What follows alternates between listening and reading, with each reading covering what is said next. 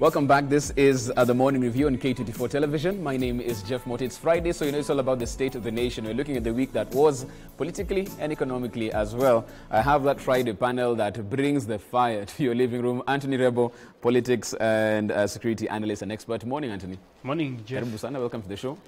Santi. How are the people of Naivasha? We are cool. Things are shaping up. And as I can tell you now, as we spoke here some time back. Ground inaanza kuongea. Mnasikiza. Listening to the ground. Kabisa. We also have Gloria Orova. She's a youth policy analyst, also vying for Bobasi as well. How's Bobasi constituency? Bobasi constituency is doing fine. Ujia Glow is still on and still strong. Okay. Yes. Fantastic stuff. We're also joined by the chairperson, IBC Youth Committee, Joel Mita with us. Morning, Joel. Congratulations also on your appointment as chairperson. Welcome to the show. Good morning. Good morning. How are you, Jeff? Very well. Karibu sana. Tunashukuru sana. Tunasema sasa vijana tunatakiwa kushughulika katika hizi habari za uchaguzi na tuwe pamoja na tufanye kazi ili kuchagua viongozi wanaofaa. Okay, fantastic stuff. We'll be talking about that na vile vijana kifanya as far as kura is concerned. But before all of that, I want us to take like a quick security roundup of what's been happening in the country. Lots has been in that particular space. Let's see the headline right now, and of course we're seeing this in various dailies this morning. End of the road after what they're calling on the front page of the PD, 44 hours on the run. Committed terrorism convicts run out of luck in Kitui County, where they are arrested and brought back to their cells. So at least this has been solved, Anthony. But the big question is, how did we even get here in the first place? By the time you're calling this a maximum security prison, the details that we got on how these particular people escaped shouldn't be there. What do you think went wrong? Because what we saw after that was some incredulous scenes of people being fired. The police have said they were escorted home. But how did we get there in the first place? What's your take on that? Okay, it's a sad state because you can imagine the kind of people who had managed to escape. And this should not be let to happen. So I think the government took the proper initiative by making sure that the people responsible have been taken to task and have taken the responsibility of allowing such to happen. Security matters, I've always said, are quite sensitive, and we need to appreciate that also the persons that are bestowed with the responsibility to ensure that we are safe also go through a lot. And we have to also appreciate that we're also dealing with people who monitor the security people while at their work. So at times, when you see some of these things, I'm not trying to say that they are justifiable, but we need to appreciate that they're also human. We've seen so many movies and all that, and actual hearing of serious prison breaks. Now this should now tell the government on areas that now need to be looked into, because I've always said that when you're a security person, you're the one guarding a certain installation or a certain place. But you have to appreciate that you are also being guarded by the persons or the offenders. And because already they know what they want to achieve. So it is always good to keep on training our people, making sure that they're able to appreciate the new technology to avert such kind of challenges. Right. Having said that, we also need to appreciate that when such happens, what action is taken. And I think it's commendable the way the government took action, and the citizens themselves were able to also alert the security organs when these people were spotted. So I think on this is a win-win thing.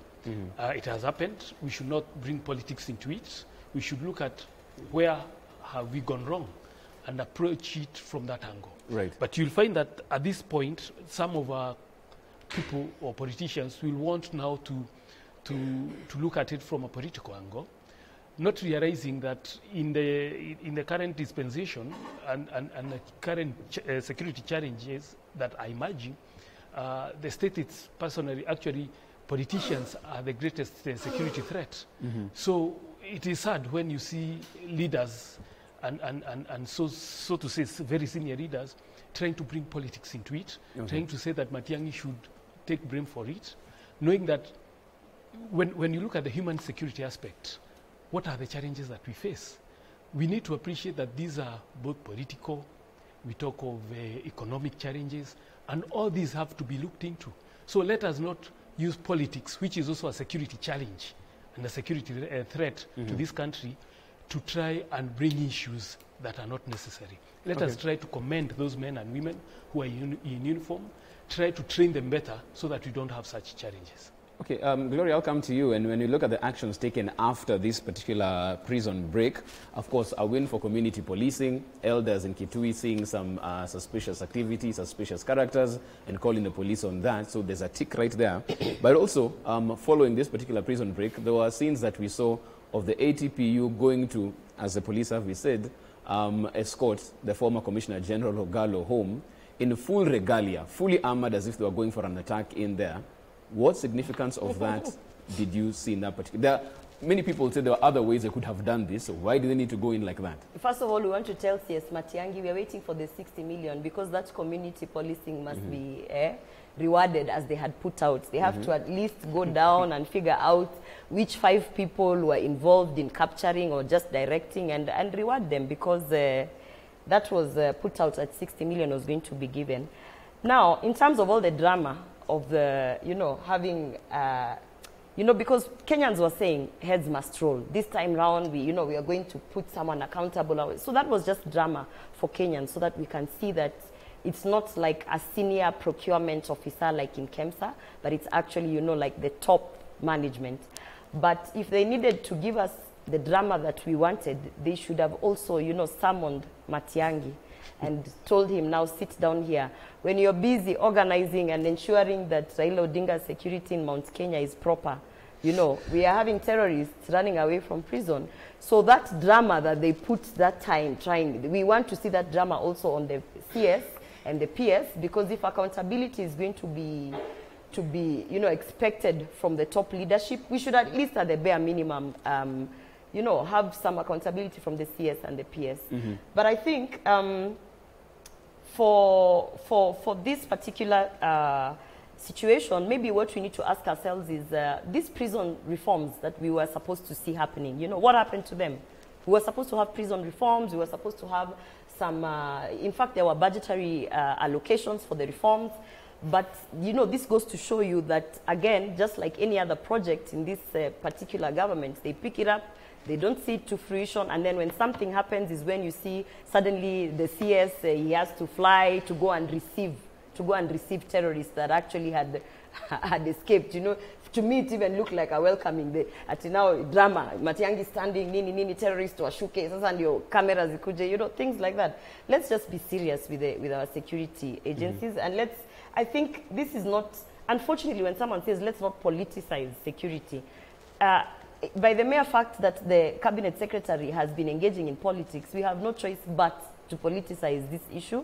And I think, as a matter of fact, we need to demand more. I'm a military wife, so I'm telling you, we need to demand more in terms of the seriousness that our cabinet secretary and our PS are going to take in the responsibilities that they have been given. Okay, 10 seconds. Yes. I mean, you've mentioned that you're a military wife. Let's not forget the fact that the new head of the prisons now is a retired military man. And you know how I feel about what is happening in terms of militarization of state agencies, in terms of, and you know what that shows, first of all, I keep saying military is there to, not to define a community, but actually to be able to guide and execute those policies that have been given or those laws that have been given. So when you see a leader insisting on using militarization of state agencies, you know that the governance has failed. Because when you fail in governance and in leadership, then automatically what happens is that the military takes on. Well, you're sitting next to another military man. I'm sure he has different sentiments on that. But I want to bring Joel in on this as well,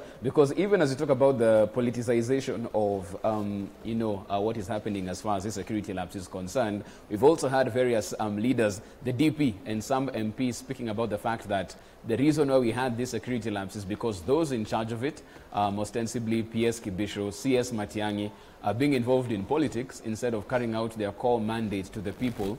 What's your take on this? Because it's all playing out now as you get closer to the elections next year.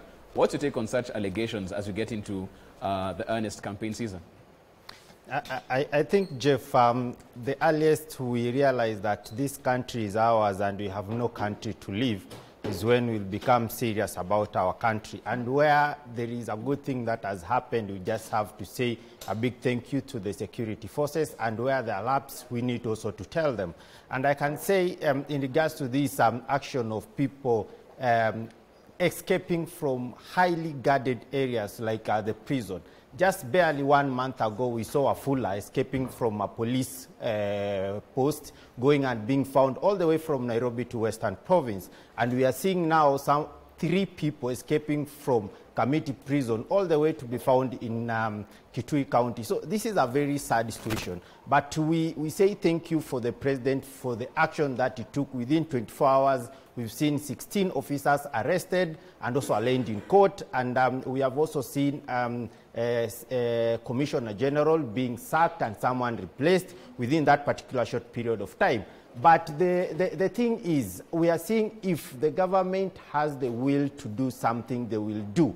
But if they don't have the will to do something, they won't do. We can see the KEMSA scandal where the young people have really been affected. In August 2020, the president issued a directive of 21 days to ensure that all the culprit and the KEMSA billionaires, the investigation should complete and ensure that everything has been done and people are put into accountable. Up to today, Jeff, we have seen no one who has been completely convicted because of these cases that have been happening. And the young people of this republic are really suffering because of the corrupt leaders we have in this particular republic and keeping on telling us things in rallies. So we are saying it is high time that the politician, the people in position should know that the young people are really suffering, and it is good time that coming 2022, if this is the trend that people are continue doing and telling young people promises which are not going to be fulfilled, that we are going to show them something come August 2022. Okay, Joel, but my question had been specifically with the issue that has been raised, and you can let me know, probably in your position, if it's something you can comment on or not, with allegations of CS Matiang'i, PS Kibisho being involved in politics by the larger political class. Is that something you can speak to? You know, I know the position you hold at the IBC. Can you speak to that? Because I'm sure these allegations only become louder the closer we get to general elections next year.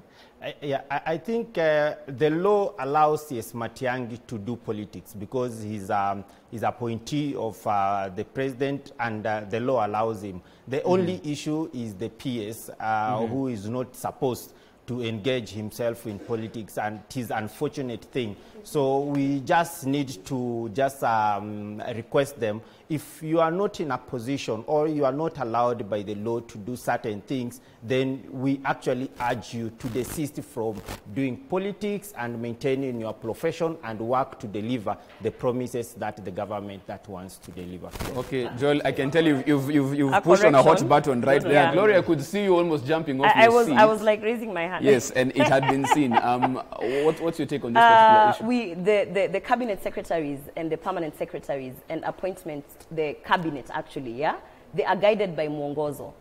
And Mwongozo is very clear about political participation of cabinet secretaries and PSs. And they are supposed to actually have political obscurity. That means that as much as you're appointed by the president who was elected in a political process, your purpose is to serve the agenda of the government in terms of delivering services. But then you're not supposed to be, in fact, the moment a CS is seen to be politicking outrightly, they are supposed to step down. It's very clear. Okay, let me get to Anthony on this Please one. Please read the Mwongozo. Okay, wait, Gloria, you're actually appointed. Gloria, I've gotten your point to that. Jeff, Anthony, your take on this? You know, the problem with the Gloria and her team is that they have already created an enemy in Matiang'i. See your team, UDA Which team? No, I'm an active Kenyan. No, your UDA team that you represent. Kenyan. Now, the thing is, they have already created in them an enemy. And it does not matter what Matiang'i and PS Kibisho do. One thing they need to appreciate, much as he says, Gloria here tells us she's a military wife. She's not a military person. She needs to have the concept, understand the security concepts, appreciate the challenges that these people go through. Appreciate that when we talk of security challenges, they do not only come from, you know, external threat. When you talk of territorial integrity and all that, that is where Matiang'i and the people in the defense should be looking into. We are talking of terrorism. There are emerging issues that have come up. The emerging challenges that have come up of a security threat nature, and politics is one of it. And it is important to appreciate that when these politicians, because they are the greatest challenge to national security, and that you found in most of the developing countries. We talk of countries like Rwanda. You know what happened with the genocide. Talk of Congo, DRC, all those countries. You've seen Sudan. This is all those things have happened out of politics, bad politics. So when you talk of human, and that is why emerging issues have come in, and we have what we call now human security as opposed to what you used to have, because it is difficult, or you've not had in the recent past, where you've had Uganda or states fighting amongst themselves.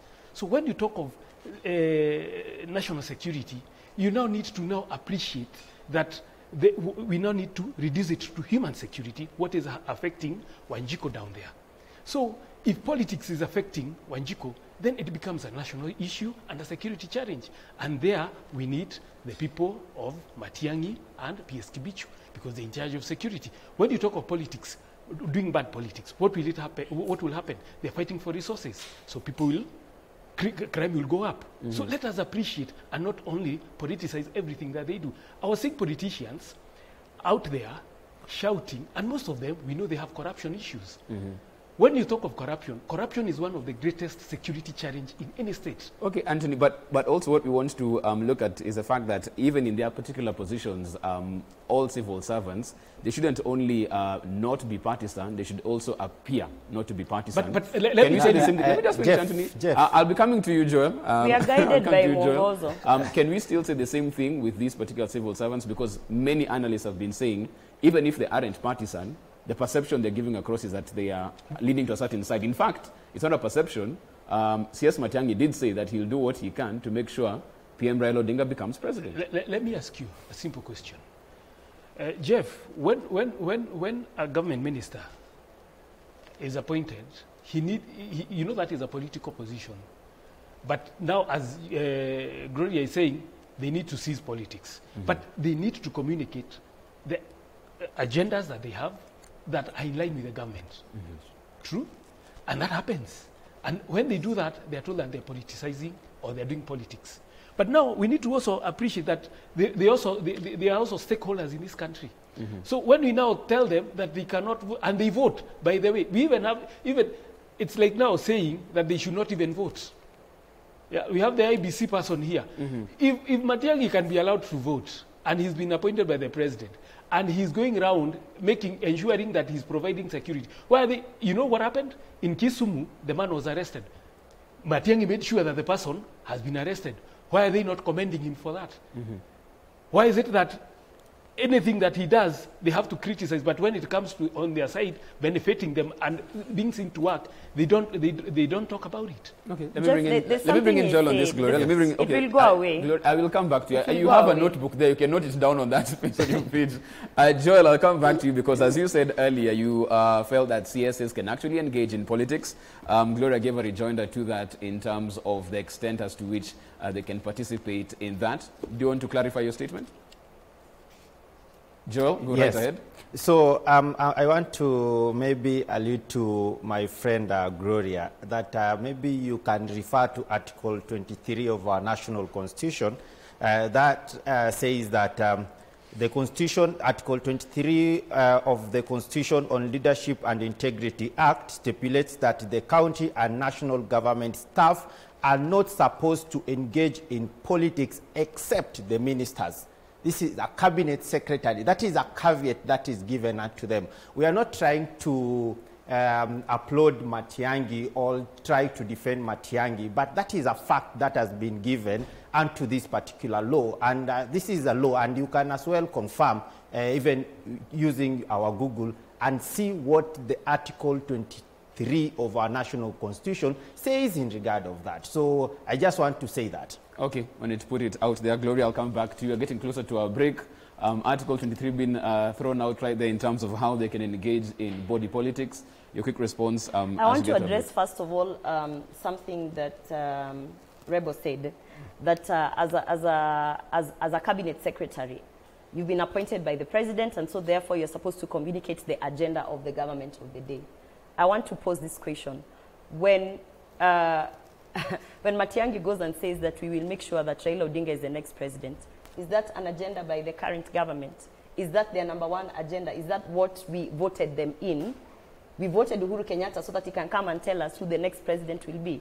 And if that's an agenda as you have posed out, so should we be sitting here saying that democracy actually still lives in this country? Because what we are actually then witnessing is a sitting president on his final term dictating on the succession politics of this country and removing me, the Mwananchi, who has the sovereign power to put in my president, whoever that I decide to vote for. So, I mean, you can sit here and quote articles. You can even try and twist the mwongozo, which our appointed civil servants are guided by.